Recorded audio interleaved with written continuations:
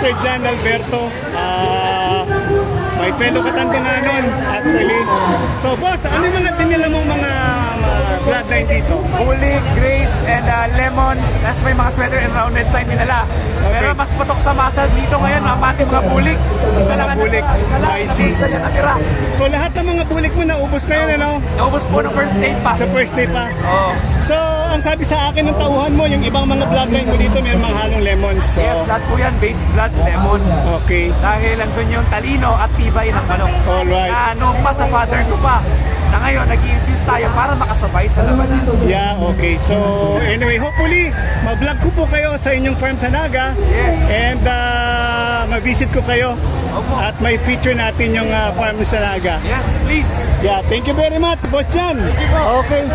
So, sa lahat po ng gustong mag-inquire kay Boss Jan Alberto, pwede ko ba makuha yung number mo? O, sige. Yung mga pang-public na number lang, ha? Oo, yung sa tao po. Okay. Para, Pati sa Facebook, C8 and Triumph Impact Farms. Follow nyo doon. ayun, yun po yung kanyang Facebook page. Yan. And then yung number, 0917-594-0506. so ayan po yung number ni Boss Jan. So kung gusto po ninyong mag-inquire ng mga materyales, panlaban, battle crosses siya, tumawag po sa kanya.